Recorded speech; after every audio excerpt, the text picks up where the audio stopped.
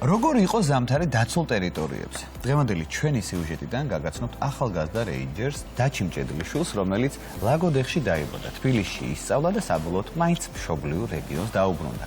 რას იძენს ადამიანი ბუნებასთან კავშირის დამყარების შედეგად და როგორ ზრუნავენ ლაგოდეხის დაცული ტერიტორიების თანამშრომლები უძველეს ნაკრძალზე ზამთარში? ნახოთ ზაკმერიანიშვილის და გიორგი გეთიას რეპორტაჟი ლაგოდეხის ნაკრძალიდან.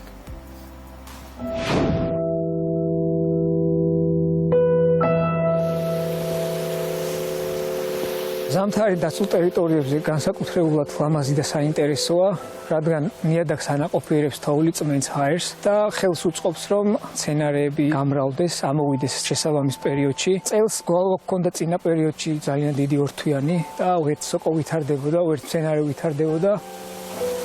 ეხლა თოვლი მოგვივიდა და ძალიან კარგია ეს გარემოსთვის, ბიომრავალფეროვნებისთვის. აი ეს ხე გუშინ არ იყო ჩამოტეხი, თოვლმა ჩამოტეხა, ამიტომ არის სახიფათო თოვლის დროს ტყეში სერინობა და ყველას ვაფრთხილებთ და ვეუბნებით, რომ ასეთ მომენტში არ შევიდნენ ტყეში. რაც შეეხება ჩამოცვენილ ტოტებს და ჩამოცვენილ ხეებს, ნიადაგის გადამუშავებაში დიდ როლს ასრულებენ. ამას გაუჩნდება თქვათ მწერი, სოკო, რომელიც აქტიურად მუშაობს იმისათვის, რომ ეს ხე იქცეს ნიადაგად გარკვეული პერიოდის შემდეგ. ბუნებას ისე აქვს ეს პროცესები დაალაგებული, რომ ჩარევა საერთოდ არ საჭიროებს ადამიანის მხრიდან. ამიტომ უმჯობესია მივიდეთ, დავაკვირდეთ და შევისწავლოთ, ვიდრე გამოვიტანოთ და არ ვაცადოთ პროცესს განვითარება.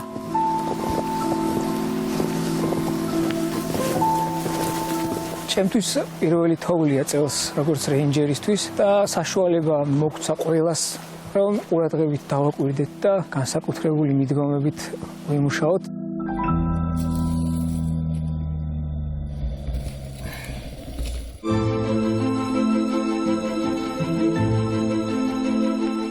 როგორც წელიწადის ყველა დროს, ისევე ზამთარში ჩვენ მთავარი გამოწვევა ბრაკონიერობასთან ბრძოლა, რადგან ბრაკონიერი იოლად ნახულობს ნადირის კვალს, უდგება კვალში და მიყვება მას ბოლომდე.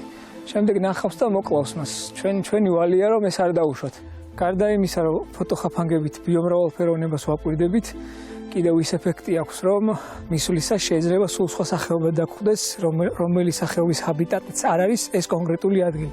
ჰაბიტატი არის ადგილი, სადაც ბინადრობს კონკრეტული მცენარე ან ნებისმიერი ცხოველი სახეობა, რომელიც გარკვეულ ადგილს მოიცავს საცხოვრებლად. და ეს შეიძლება იყოს ერთგვარი სიურპრიზი. წინა გასვლაზე ჩვენ ჩამოვიტანეთ საჯიხვეებიდან არჩვების ფოტოები, რაც ერთგვარი სიახლე იყო და ძალიან დიდი ემოცია ჰქონდა ამ ყველაფერს.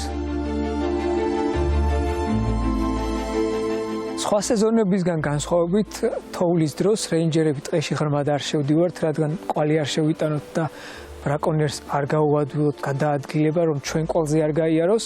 ასეთ შემთხვევაში ჩვენ მოვიცავთ მხოლოდ ტყის პერიფერიას, ვაკონტროლებთ პერიფერიას, თუ დავინახავთ, რომ კვალია შესული, ასეთ შემთხვევაში ჩვენც გადავადგილდებით ამ კულის მიმართულებით. მაგალითად, ყოველ გადაჭრილ კუნძზე ან ჩამოვარდნილ ტოტზე შეიძლება წავაწყდეთ ბიომრავალფეროვნებას. როდესაც მოვედი მათ შესახებ, ძალიან მცირე ინფორმაცია მქონდა და დღეს უკვე მაქვს ის ფაზა, რომ შემიძლია სხვასაც გაუზიარო ეს ცოდნა. დავიწყე ერთგვარი საქმიანობა, ვლოგები, ფოტოგრაფია, გავიტანე ინფორმაცია ბიომრავალფეროვნების შესახებ ხალხში და ვცდილობ, რომ რაც შეიძლება გასართობი და შემეცნებითი იყოს ეს პოსტები, ფოტოები და ასე შემდეგ.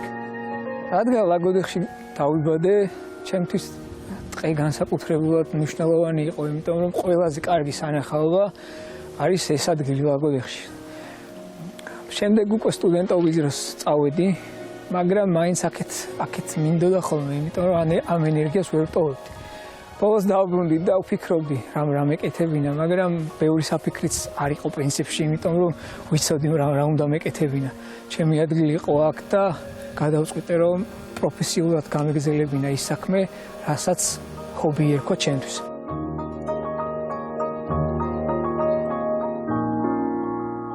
ესენი არიან ჩვენი ცხენები, რომლებიც გვეხმარებიან პატრულირებაში.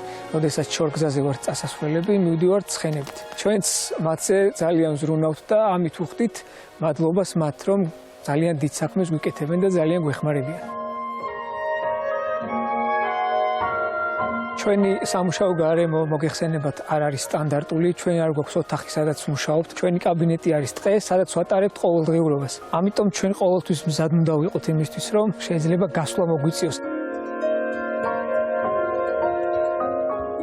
აქ შემოსულ ადამიანს კი თუ დააკვირდება და მოусმენს ტყეს და გარემოს, მიხვდება რომ ყველა მცენარის და ყველა ხეს თავისი ენერგია აქვს და ამ ენერგიას ასხივებს. საერთოდ ჯამში შენ ხდები ამ ყველაფრის ნაწილი. როდესაც აქ სეირნობ, უბრალოდ ვერ შემოიტან გარეთა პრობლემებს, სოციალურ პრობლემებს. რადგან ამ პრობლემებით თუ შემოხვალ, უბრალოდ ვერც აღიქომ და ეს გარემო არ მოგცემს საშუალებას, რომ ამ პრობლემებით შემოხვიდე. რაც უფრო ვითარდება ადამიანი, მით უფრო კარგავს უნარებს ბუნებასთან კომუნიკაციისთვის. ამიტომ მნიშვნელოვანია დავბრუნდეთ იმ გარემოში, რომელი გარემოს გარეშეც სიცოცხლე არ შეგვიძლია. მაქსიმალურად უნდა იცადოს თითოეული ადამიანი, რომ დრო, რომელსაც გამოითავისუფლებს ყოველდღიური ყოფიერებიდან, გაატაროს ისეთ გარემოში, როგორი გარემოც მას მისცემს ემოციებს და გახდის ბედნიერს.